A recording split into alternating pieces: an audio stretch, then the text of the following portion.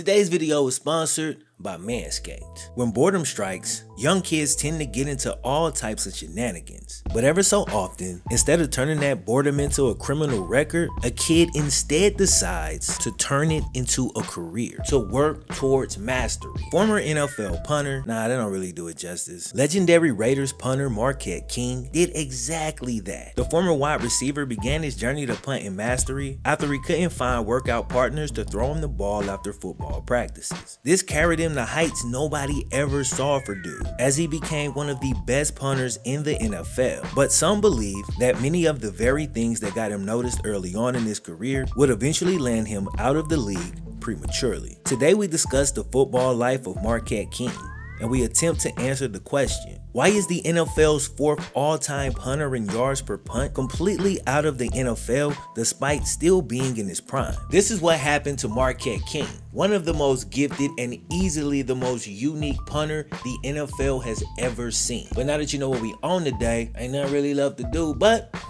chew the wing.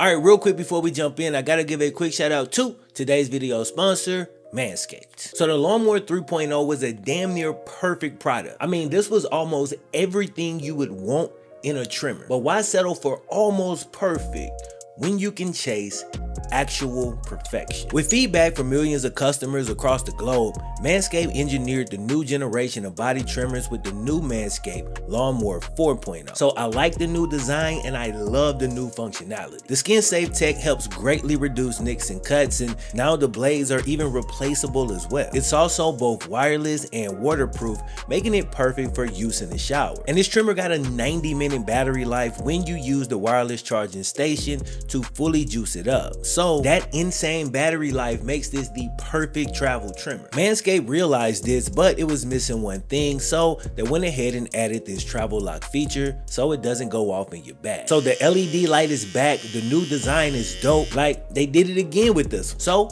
join over 2 million men worldwide who trust Manscaped and get 20% off plus free international shipping at manscaped.com. Shout out to Manscaped once again for sponsoring the video. Without further ado, let's get it. Marquette King grew up in Georgia, but early on, his mom didn't let him play ball as she was scared he might get hurt. So he started just training on his own, jogging through the neighborhood. By high school, dude was finally allowed to play, and he made the team as a wide receiver. He loved practices, but the dude was so energetic and driven, he still wanted to practice after practice was over with. So he's at the field with a ball and some cones. Nobody there. What do you do? And this was always my one gripe with football growing up. Unlike in sports like basketball, in football, if you're growing up without money like many of us did, there's not a lot of cost-effective ways to, quote, get up shots by yourself. So Marquette would get frustrated because the other kids didn't want to get in no extra work after practice. As a former wide receiver, I swear I feel this pain. This man randomly starts kicking. He was basically just trying to find something he can do all by himself, but he quickly realized, damn, I'm kind of good at this. Can I kick it over that ditch? How long can I keep it in the air? He starts to challenge himself. And see, these are those hours that people don't see. Like, we all had a friend who could kick pretty good back in the day, but recognizing that talent and then repping it out over and over, cultivating that talent into skill and then cultivating that skill into mastery. Like, that's the path he was on. And that's the separation in, oh, I used to kick, and this. Yeah, that's the separation, bro. Going into his junior season, his high school got a new football coach, and Marquette showed him that he could kick. So in addition to playing wide receiver, he also served as the team's kicker and punter. His skills were amazing. It was next level talent. But of course, it hadn't been fine-tuned. So when a friend made an offhand comment to Marquette that he could one day get paid to kick, Marquette literally thought the man was just trying to make fun of him. He took offense. But little did he know that what he thought was shade would one day put an actual roof over his head. However, during Marquette's senior season, it was his other skill set that took center stage. And this future NFL punter earned a scholarship to HBCU Fort Valley State as a wide receiver. Problem was, he was greatly outclassed by the other receivers at the school and got buried on the depth chart pretty quickly. Basically, Marquette's coach gave him an ultimatum. Either agree to have your position changed to kicker/punter, or we're gonna revoke your scholarship. And players find out real quick in college. All that student athlete stuff, bro, this a business. And if a school not getting return on their investment, they about to reallocate them assets. And that might have been Marquette's first real encounter of the sometimes crass nature of this sport. But in this case, it was really the best thing for him from a football standpoint, right? Like he'd done as a bored kid on a field by himself, he once again poured himself into the world of kicking. This man was obsessive over kicking the ball, bro. He used to stay late after the game and kick late into the night. Then when they told him he couldn't do that anymore because people had to go home and go to sleep, this man found out where the breaker box was and he'd sneak back in and turn on the light so that he could kick and hit the weights. And his dedication to the weight room is pretty evident. Punters normally not built like this, bro, but he put in that extra work. This was how he cultivated his skills, a homegrown routine that he developed from when he was a kid. Now there's tons of kicking camps out here, and that's the route a lot of eventual pro kickers and punters go. But this man was completely self-taught, and it cannot be understated how difficult that is to do. He developed his own style of kicking, but sadly, one of the things that may have contributed to him no longer being in the league is when an NFL coach, for really no reason at all, attempted to change that style. Originally, the NFL wasn't checking for a black punter from Fort Valley State, and who could blame him? But fortunately for Marquette, he was able to get onto their radar when he was invited to the Cole's National Elite Kicking Camp. There you go. 3, 4, 6.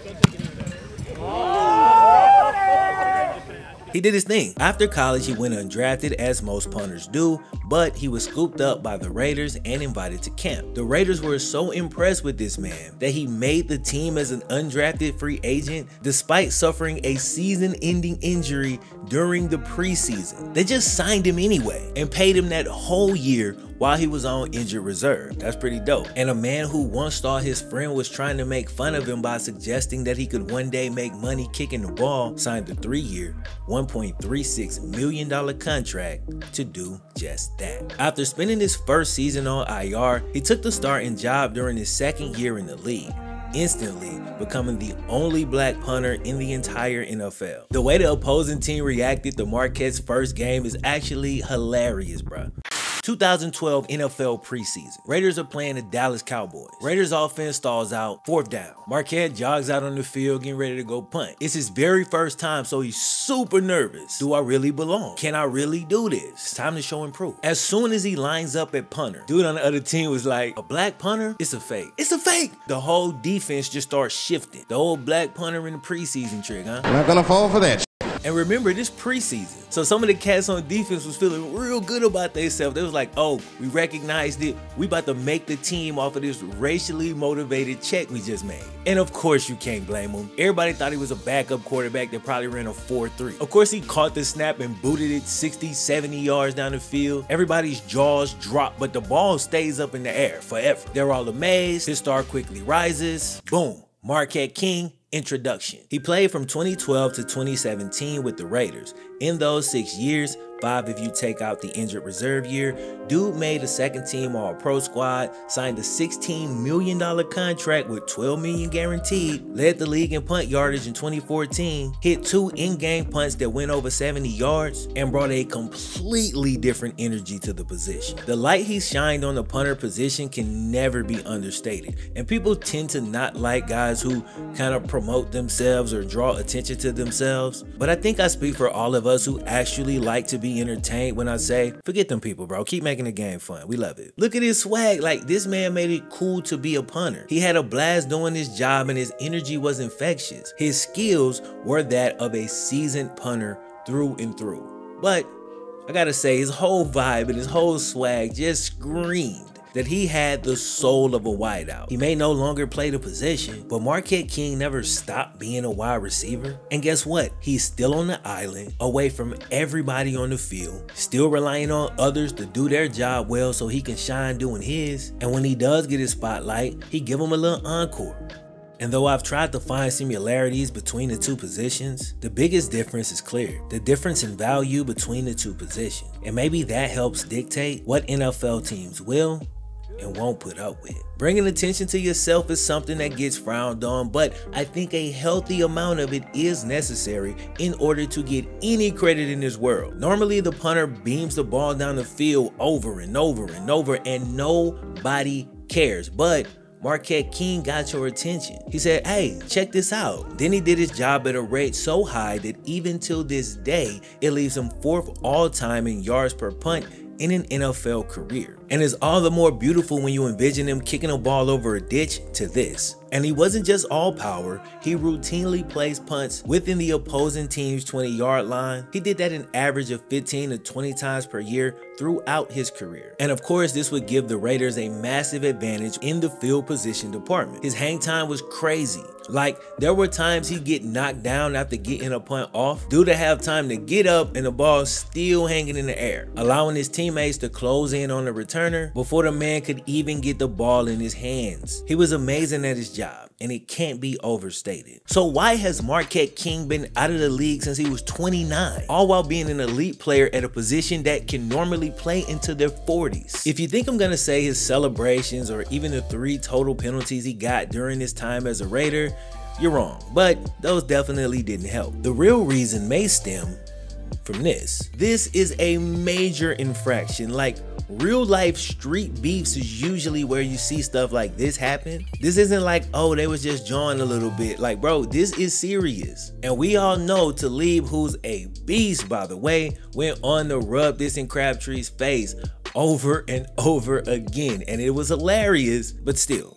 Crabtree, as you can see, has on black and silver, meaning he is the teammate of Marquette King. So you can probably imagine Crabtree's dismay when Marquette King posed for this picture, which of course was posted to social media. Marquette also posted this video and tagged Talib in it, and I'm honestly not sure how he could have honestly thought this was cool. Now this pissed off not only Crabtree, not only Raiders fans, but also some of the other players in the Raiders locker room, with Bruce Irvin responding to the post online saying, "No loyalty, SMH. Bruce Irving says, I can play anywhere including punter, and I won't take pics with the enemy as a joke." Marquette responds with a Kermit meme, and then Bruce says, LOL, don't get your ass beat trying to impress your followers. Now this was all in 2017, and a few months later, January 2018, John Gruden is hired to be the Raiders head coach. And not long after that, the Raiders All-Pro punter was released. Now to be fair, he also traded Khalil Mack, one of the premier players at a premier position in the league. He also opted not to re-sign Sebastian Janikowski, a player he drafted to the Raiders over 15 years ago. I mean, technically Al Davis drafted him, but still. He made sweeping changes, so it wasn't just Marquette King who got caught up in the wash. Headlines pointed to a personality difference in the free-spirited Marquette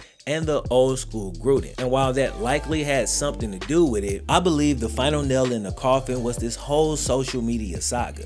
You see players get into it online from time to time, and it's not a huge deal.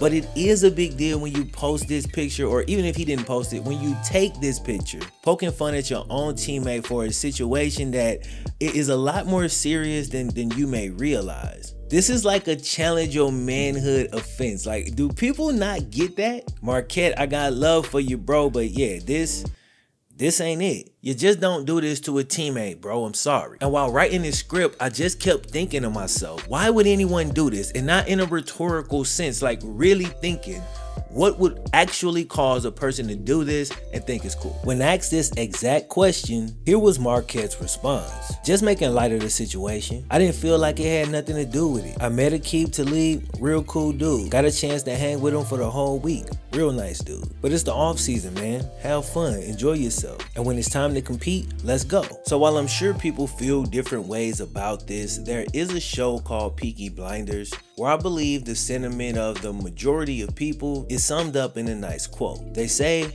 never trust a friend that chills with the enemy. And while again, that's not like law, I do believe for most people, that's kind of an unwritten rule that's just generally understood. Marquette King started out as a shy kid searching for acceptance from others, an acceptance that he never quite found. Eventually, on a lonely field punting by himself, he figured something out. He was able to find that acceptance within himself. And as that self-acceptance grew, he got more and more and more comfortable in his own skin. For a kid like Marquette, this growth is not only extremely important, it's necessary in order for him to ever find success, I believe at least. But, and I swear nobody tells you this, the skills that bring you your initial success in life are usually not the same skills that's gonna keep you there or take you to that next level. For Marquette King, his amazing talent for punting the ball mixed with the hours and hours he poured into his craft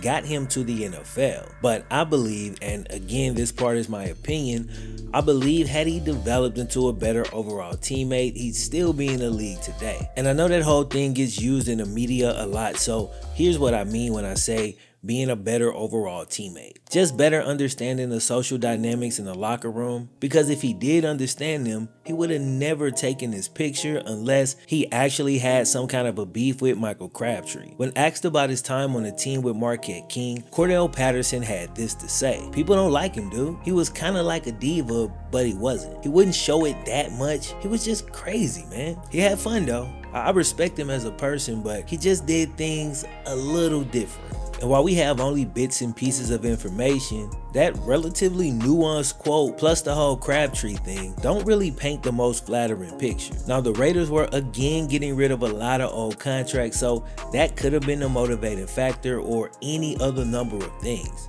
During his time in Oakland, Marquette was criticized for his celebrations, as that was something you never really saw from that particular position. It only went overboard 3 times, causing 3 unsportsmanlike penalties, including this one, which, I don't know, man, he was tripping with this. This one was too much. This picture is cold though, I can't even lie. So anyway, after getting a few excessive celebration penalties that would cost his team, and then the whole Crabtree situation, John Gruden enters, he releases Marquette King, one of the best punters in the league, who still had multiple years under his contract. Now, because Marquette is a beast, it didn't take long before he got picked up by another team. But in this case, it was the Broncos. And there's nothing wrong with the Broncos in general, but the special teams coach or kicking coach or whatever decided to force Marquette to change his kicking mechanics. Now for this, I'm calling ego for the coach. Why?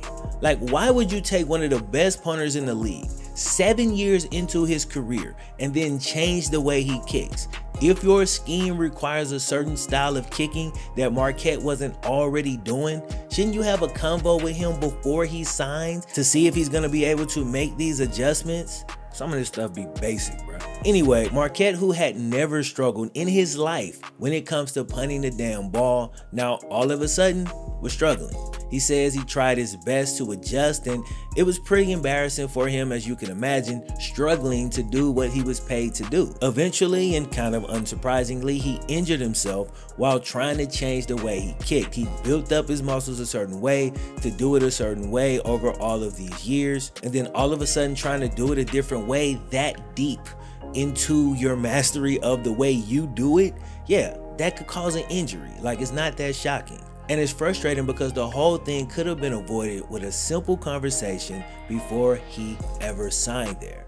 But here we are. So he gets injured, and then a few months after signing a multi-year deal, he's released. But despite that, Marquette continued to play. Now keep in mind, there's only a small number of punter jobs available. So because there were no immediate open spots for him to just hop into on another NFL team, he ended up taking a job in the XFL. Switching back to his original form, he led that league in punting average as well. But as we know, the XFL went under midway through his first season. And pretty much ever since then, Marquette has been out of a job. Now, fortunately for him, he did make pretty good money during his short career. So it definitely doesn't look like he's out here hurting. Still, there's a lot more money to be made if he could get back in the league. So in the meantime, he's been staying in shape and just waiting on a call from an NFL team. He still got it physically, there's no question about it. And he definitely deserves another shot in the league, as dudes have done far worse things than anything this man has ever thought about doing. And make no mistake, he would still be one of the best punters in the league today if he was signed tomorrow. Now, since he's been out of the league, he's been flexing his creativity in multiple ways, including music, and he's really got a great energy about him that, to me, just makes him impossible not to like and root for. Still, taking shots at teammates or ex-coaches on social, which he has also spent a little bit of time doing, is one of the quickest ways to ostracize yourself when it comes to the NFL. And life can have a pretty twisted sense of humor, because perhaps this self-taught anomaly who learned to play the game all by himself on an empty field never fully understood that things were very different once there were other guys out there with him.